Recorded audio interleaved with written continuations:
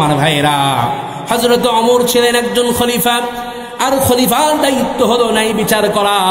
হযরতে ওমর রাদিয়াল্লাহু তাআলা আনহুর দরবারে তার কলিজার টুকরা সন্তান আবু শামার বিরুদ্ধে একটি মামলা হয়েছিল। হযরতে ওমর রাষ্ট্র থেকে যখনই বাড়িতে চলে গেলেন, বাড়িতে যাওয়ার পরে দেখেন কলিজার টুকরা সন্তান আবু শামা খাবার খাচ্ছে। ডাক দিয়ে বললেন, আবু শামা, কলিজার টুকরা সন্তান আমার, তুমি জলদি করে খাবার খেয়ে নাও, তোমার একটা বিচার আছে।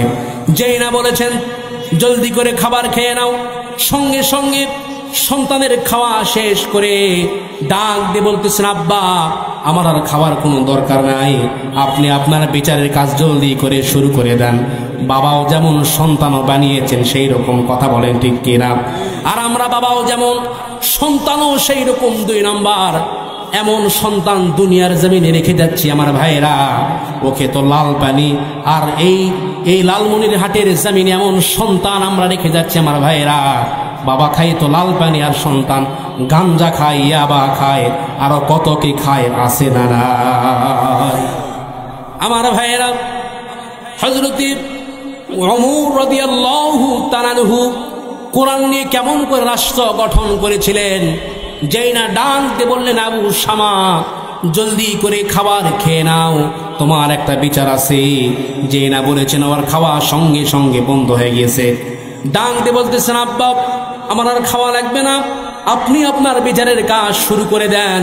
আমার ভাইয়েরা, সঙ্গে সঙ্গে হযরতে ওমর রাদিয়াল্লাহু তাআলা আনহুর স্ত্রী দৌড় দিয়ে স্বামীর সামনে হাজির হয়ে বলতেছেন, স্বামী গো, কি হয়ে গিয়েছে, কি হয়েছে, আপনি এত চিৎকার করছেন কেন? হযরতে ওমর বললেন, স্ত্রী, আমার দরবারে একজন মহিলা মামলা দায়ের করেছে, একজন মহিলা নালিশ দিয়েছে, তার নাতিকে নাকি আমার ছেলে ধর্ষণ করেছে। এই কথা যেই না শুনেছেন, এই কথা শোনার সঙ্গে সঙ্গে আমার ভাইয়েরা, তার স্ত্রী কিছুটা বিচলিত হয়ে পড়লেন। কারণ চিন্তা করলেন, এ তো স্বাভাবিক কোনো মানুষ নয়, আল্লাহর কোরআন ছাড়া তো যারা পরিমাণ কোনো বিচার করবে না। সুতরাং নিজের কলিজার টুকরা সন্তানকে বাঁচাবার জন্য আমার ভাইরা সঙ্গে সঙ্গে তার স্ত্রী পিছনের দরজায় চলে গেছেন। হযরতে ওমরকে বলতেছেন, ওমর, স্বামী গো, অন্তত আমার টাকা পয়সা, সোনা গহনা যা কিছু আছে সব কিছু আপনাকে দিয়ে দিচ্ছি, আপনি এগুলোর বিনিময়ে অন্তত আমার সন্তানটাকে আপনি বাঁচান, মেয়েটাকে একটু ম্যানেজ করা যায় কিনা দেখেন। এই কথা যায় না বলেছেন আমার ভাইয়েরা। এই কথা বলার সঙ্গে সঙ্গে হযরতে ওমর রাদিয়াল্লাহু তাআলা আনহুর চেহারা একেবারে আগুনের গোলার মতো লাল হয়ে গেল। আমার ভাইয়েরা, স্ত্রীকে ধমক দিয়ে বলতেছেন, স্ত্রী, তুমি কি আল্লাহ পাকের বিধান হতে তুমি আমাকে সরে যাও? তুমি কি আল্লাহর বিধান হতে আমাকে বাধা দিচ্ছ নাকি? যাও, আমার সামনে থেকে তুমি সরে যাও। আমার ভাইয়েরা, এই কথা বলে সন্তানকে ডাক দিয়ে বলতেছেন, আবু শামা, তোমার বিরুদ্ধে যে মামলা হয়েছে, তোমার বিরুদ্ধে যে অভিযোগ উঠেছে, এটা কতটুকু সত্য তোমার মুখে একটু শুনতে চাই, তুমি একটু পরিষ্কার করে বলো, তুমি একটু ক্লিয়ার করে বলো। সন্তান সঙ্গে সঙ্গে কয়, বাবা, হ্যাঁ, আমি একটু নাবিজ খেয়েছিলাম, বন্ধু বান্ধবদের পাল্লায় পড়ে নাবিজ খেয়েছিলাম, যার কারণে ব্রেন ঠিক ছিল না, মাথাটা বিগড়ে গিয়েছিল, আবেগে পড়ে এই কাজটি আমি করেছি, আবেগে পড়ে এই কাজটি করেছি। আপনি অন্তত দয়া করে, মায়া করে আমাকে আপনি মাফ করে দেন, আপনি আমাকে ক্ষমা করে দেন। হযরতে ওমর কয়, বাবা, কলিজার টুকরা সন্তান আমার, মাফ যদি চাইতেই হয় আল্লাহর কাছে মাফ চাও, কারণ কাল কিয়ামতের ময়দানে জাহান্নামের ভয়াবহ আগুন থেকে তোমাকে বাঁচাতে চায়। আল্লাহু আকবার বলেন। আমার ভাইয়েরা, এই কথা বলে প্রধান বিচারপতিকে ডাক দিয়ে বললেন, জল্লাদ, চাবুক মারা শুরু করে দাও, চাবুক মারা আরম্ভ করে দাও। আমার ভাইয়েরা, জল্লাদ চাবুক মারা শুরু করেছে, তাও চামড়ার চাবুক দিয়ে 80টা বেত মারা হয়ে গিয়েছে। জমিনের উপরে সন্তান বেহুশ হয়ে পড়ে গিয়েছে। আমার ভাইয়েরা, আল্লাহ রাব্বুল আলামিন বলেন, আয-যানিয়াতু ওয়াজ-যানি ফাজলিদু কুল্লা ওয়াহিদিম মিনহুমা মিয়াতা জালদা। জোরে বলেন আল্লাহু আকবার। সূরা নূরের এই 2 নম্বর আয়াত পড়ার পরে জিনার যে বিচার ব্যবস্থা আছে আমার ভাইরা, এই আয়াতে কারিমা পড়ার পরে সঙ্গে সঙ্গে এই বিচার ব্যবস্থা শুরু হয়ে গেল। 80টা বেত মারা হয়ে গিয়েছে। সন্তানের নাক মুখ দিয়ে রক্ত উঠে জমিনে বেহুশ হয়ে পড়ে গিয়েছে আমার ভাইরা।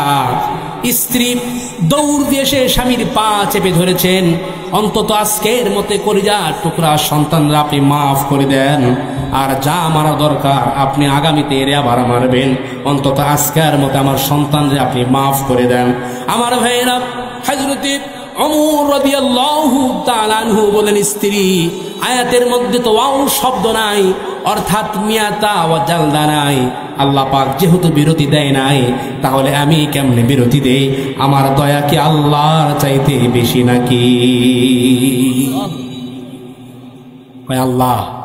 আল্লাহর দয়া, আল্লাহর মায়া, আল্লাহর ভালোবাসার চাইতে আমার দয়া ভালোবাসা বেশি নাকি? তুমি বাধা দিও না, স্ত্রী সরে যাও, তুমি দূরে সরে যাও। এই কথা বলে স্ত্রীকে দূরে সরে দিয়েছেন।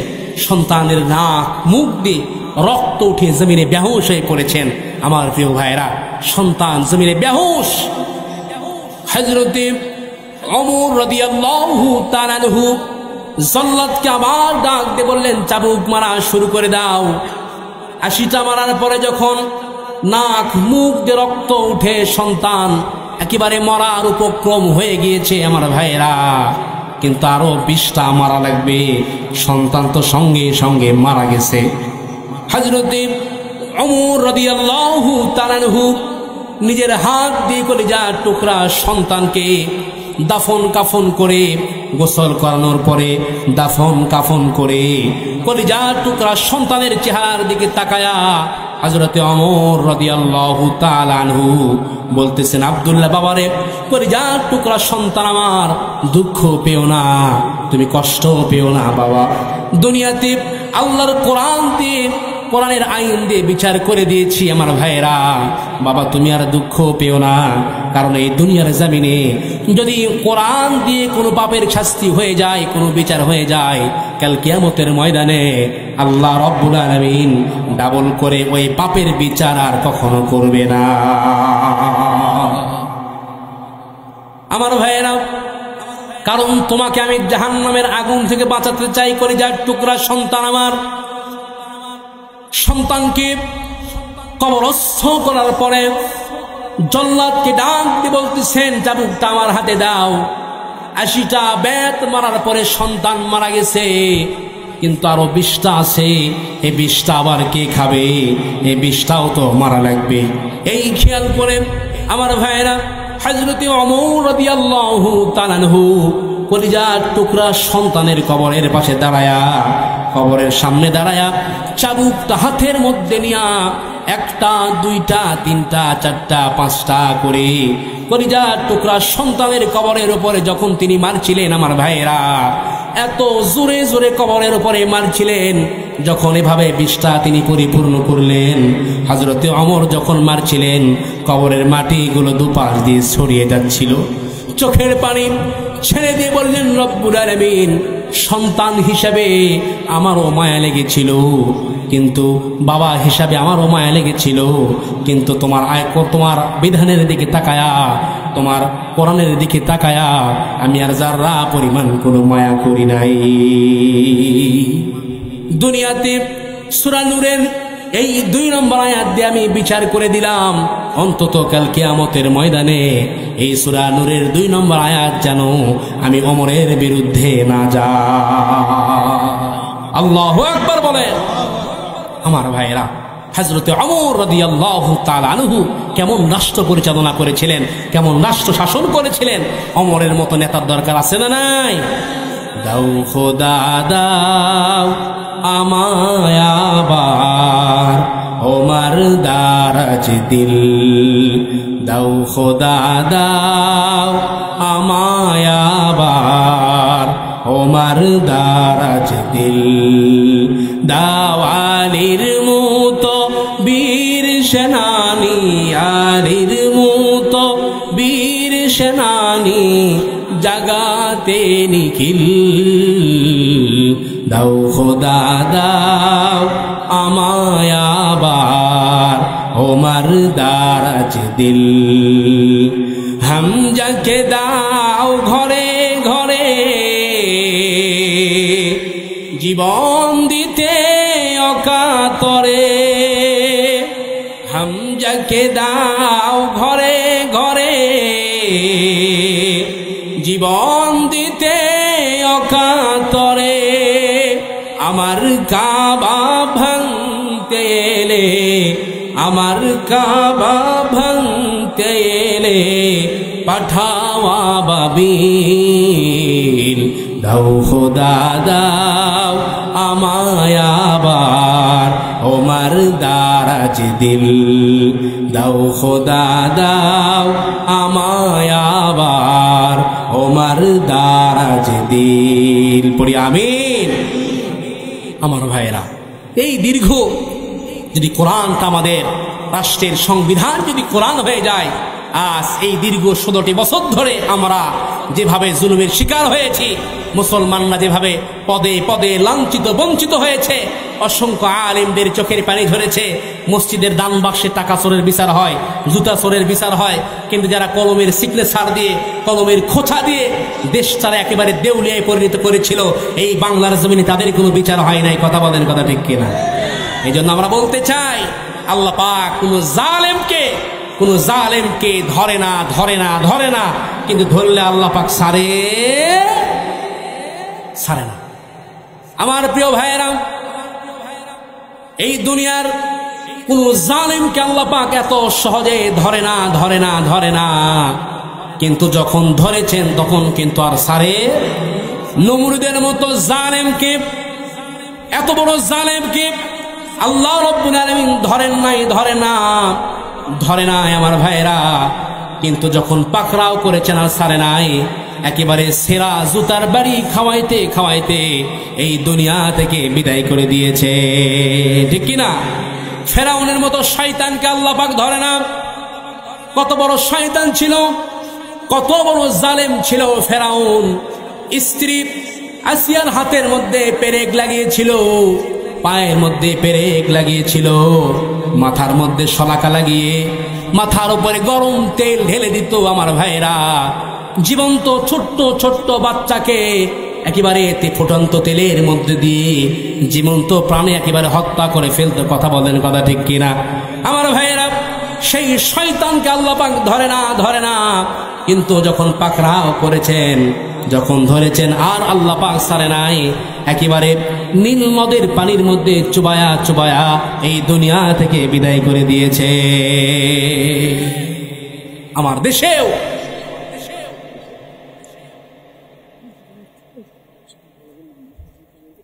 আমার ভাইয়েরা, আমার দেশেও দীর্ঘ ১৭টি বছর ধরে যেভাবে জুলুম নির্যাতনের শিকার আমরা হয়েছি, কি পরিমাণ জুলুম হয়েছে, অসংখ্য আলেমদের চোখের পানি ঝরেছে, হাজার হাজার মায়ের বুক খালি করা হয়েছে। কথা বলেন, কথা ঠিক কিনা?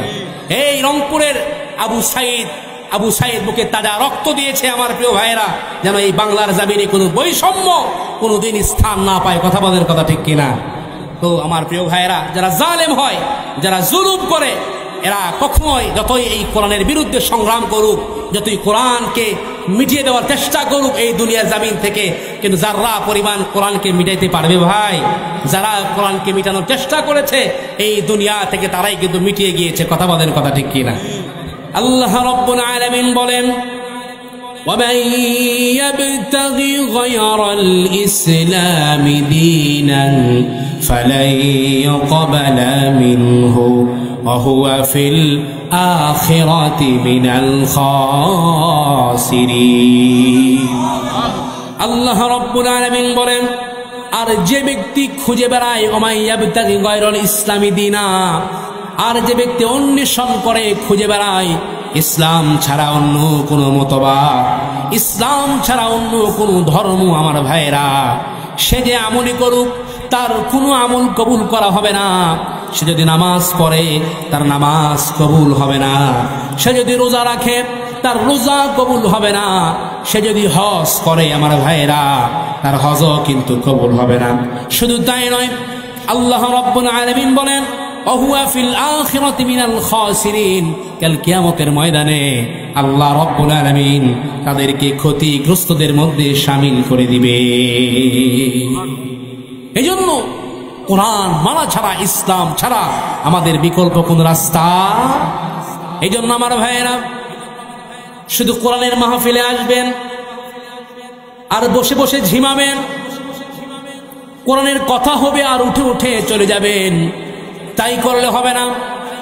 আল্লাহ রাব্বুল আলামিন বলেন, যারা নিজেদেরকে কোরআনওয়ালা বলে দাবি করেন, মুসলমান বলে দাবি করেন, আল্লাহ রাব্বুল আলামিন বলেন الذين آتيناهم الكتاب يتلونه حق تلاوته জোরে বলেন আল্লাহু আকবার।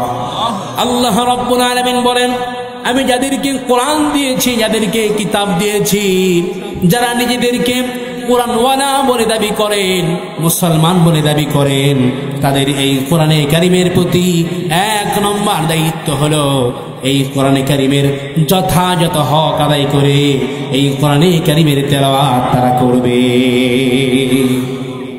এটা হলো এই কোরআনে কারিমের 1 নম্বর দায়িত্ব আমার ভাইয়েরা। 2 নম্বরে, এই কোরআনে কারিমের প্রতি আমাদের দায়িত্ব হলো, 1 নম্বরে এই কোরআনে কারিমের প্রতি আমাদের দায়িত্ব, আল্লাহ তাআলার কোরআনটা আমরা সহি শুদ্ধ করে তেলাওয়াত করব। শুধু এমন নয় যে রমজান মাসে বারবার কোরআনের খতম দেয়, বাকি মাসে কোনো খবর নাই আমার ভাইরা, এমনটা করলে হবে না। আমাদের সমাজে বহু লোক পাওয়া যায়, রমজান মাসে যারা বারবার কোরআনের খতম দেয়, বাকি মাসে কোনো খবর নাই, এমন লোক আমাদের সমাজে আছে না নাই? আবার শুধুমাত্র কেউ মারা গেলে এই মাদ্রাসা থেকে কয়েকটা তলবে আলেমদেরকে নিয়ে তার সবিনা খতমের ব্যবস্থা করে। বিশ্বাস করেন মুসলমান, আল্লাহ রাব্বুল আলামিন এই কোরআনে কারীম কোনো মৃত মানুষের জন্য নাজিল করে নাই। এটি আসছে রাস্তা দেখানোর জন্য। সুতরাং কোনো মরা মানুষের রাস্তা দেখায় না, রাস্তা দেখায় জীবিত মানুষের আমার ভাইরা। হালাল হারাম কোনো মৃত মানুষের উপরে বর্তায় না, জীবিত মানুষের উপরে বর্তায়। এই জন্য আল্লাহ পাক নিজেই বলেছেন, লিহাইয়া, আমি এই কোরআনটাকে জীবিত মানুষের জন্য নাজিল করেছি। কন্যা সুবহানাল্লাহ। আল্লাহ রাব্বুল আলামিন বলেন, আবার ভুল বোঝার কোনো কারণ নাই, এই কোরআনটা শুধুমাত্র কেবলমাত্র কুকিলের মতো বুলি ফোটানোর জন্য, শুধু কুকিলের মতো বুলি ফোটায়া ফোটায়া পড়বেন আমার ভাইয়েরা। শুধুমাত্র কেবলমাত্র আল্লাহ পাক এই কোরআনটা সেই জন্য আমাদেরকে না দান করে নাই। তাহলে কেন দান করলেন? আল্লাহ রাব্বুল আলামিন এই কোরআনটা আমাদেরকে 2 নম্বর দায়িত্ব হলো, আল্লাহ তাআলার কোরআনটা আমাদেরকে বুঝতে হবে। আল্লাহ পাক কোরআনটা বোঝার কথা আমাদেরকে বলেছেন আমার ভাইয়েরা। আল্লাহ রাব্বুল আলামিন বলেন, আফালা ইয়াতাদাব্বারুনাল কুরআনা ওয়ালাউ কানা মিন ইনদি গায়রিল্লাহি লাওয়াজাদুহু ফীহি ইখতিলাফান কাসীরা। আল্লাহ রাব্বুল আলামিন বলেন, মানুষের কি হলো? আফালা ইয়াতাদাব্বারুন, আয় আফালা ইয়াতাফাক্কারুন, মানুষের কি হলো? তারা কেন কোরআন নিয়ে গবেষণা করে না? তারা কেন কোরআন নিয়ে চিন্তা ফিকির করে না? নাকি তারা দুনিয়ার বহু বড় বড় সাহিত্যের কিতাব পড়ে পড়ে শেষ করে ফেলে আমার ভাইয়েরা? তারা কেন কোরআনটা পড়তে চায় না? অন্যত্র আল্লাহ রাব্বুল আলামিন বলেন, আফালা ইয়াতাদাব্বারুনাল কুরআনা আম আলা কুলুবিহিম আকফালুহা। অন্যত্র আল্লাহ রাব্বুল আলামিন বলেন, মানুষের কি হলো? তারা কেন কোরআন পড়ে না, কোরআন বোঝে না, কোরআন নিয়ে কেন তারা গবেষণা করে না আমার ভাইয়েরা? নাকি আমি আল্লাহ রাব্বুল আলামিন তাদের যে অন্তর আছে, যে অন্তরে আমি আল্লাহ পাক তালা লেগে দিয়েছি, যে অন্তর দিয়ে দুনিয়ার সব কিছু তারা বুঝতে চায়, কিন্তু কেবলমাত্র শুধুমাত্র আমি আল্লাহ তাআলার কোরআনটা তারা বুঝতে চায় না, ঠিক কিনা? এই জন্য আল্লাহর কোরআনে কারীমের প্রতি আমাদের 2 নম্বর দায়িত্ব হলো 1 নম্বরে আল্লাহর কোরআনটা আমরা সহি শুদ্ধ করে সুন্দর করে এর তেলাওয়াত করব, এর তেলাওয়াতটা শিখবো। রাজি আছেন তো ইনশাআল্লাহ? আমরা সামনে যেহেতু রমজান আসছে, সারাটা জীবন হেলাই খেলাই কাটিয়েছি, অন্তত এই রমজানকে কাজে লাগায়া আমরা সকলে এই কোরআনের ছাত্র হয়ে যাব ইনশাআল্লাহ। বলেন সকলে হাত তোলেন ইনশাআল্লাহ। আমরা কি নিয়ত করতে পারি না যে আগামীকাল থেকে আমরা সকলে এই কোরআন কারীমের ছাত্র হয়ে যাব ইনশাআল্লাহ? তাহলে 2 নম্বর এই কোরআন কারীমের প্রতি দায়িত্ব হলো আল্লাহ তাআলার কোরআনটা আমাদেরকে বুঝতে হবে। আমার ভাইয়েরা, আজ মুসলমান আমরা মনে করি কোরআন বোঝা এটা আমাদের কাজ নয়, কোরআন বোঝা এটা আমাদের কাজ নয়, এটা মোল্লা মৌলবীদের কাজ, হুজুরদের কাজ। হুজুররা শিখলে হয়ে যাবে, মাদ্রাসার বাচ্চারা শিখবে, হুজুররা শিখবে, আমরা শুধু গিয়ে গিয়ে শুনবো। আমার প্রিয় ভাইয়েরা, বিশ্বাস করেন এই কোরআন কারীম শিক্ষা করা সকল মুসলমান নর নারীর উপরে ফরজ আইন যিনি করেছেন তিনি কে? কোরআন কারীমের মাহের হাফেজ হওয়া, অভিজ্ঞ আলেম হওয়া, মুফাসসিরে কোরআন হওয়া, মুফাক্কিরে ইসলাম হওয়া এটা সকলের উপর জরুরি নয়, এটা কিছু মানুষ হলে পরে হয়ে যাবে। কিন্তু কোরআন বোঝাটা বিশ্বনবী মুহাম্মদ আরবি সাল্লাল্লাহু আলাইহি ওয়াসাল্লাম বলেছেন, তলাবুল ইলমি ফরিদাতুন আলা কুল্লি মুসলিম। আমাদের এই মাদ্রাসার ছোট্ট ছোট্ট বাচ্চারা তলবে ইলমরা এই হাদিসটা মুখস্থ করে নিয়েছে, আমরা মক্তবেই এই হাদিসটা মুখস্থ করে নিয়েছি। কারণ এই হাদিস অনুযায়ী ততটুকু জ্ঞান আপনাকে অর্জন করতে হবে, যতটুকু জ্ঞান অর্জন করা ছাড়া আপনার ব্যক্তি জীবন, পারিবারিক জীবন, সামাজিক জীবন, আপনার রাষ্ট্রীয় জীবন যারা পরিমাণ আপনি চলাচল করতে পারবেন। এই হাদিস অনুযায়ী আপনাকে ততটুকু জ্ঞান অর্জন করতে হবে আমার ভাইয়েরা।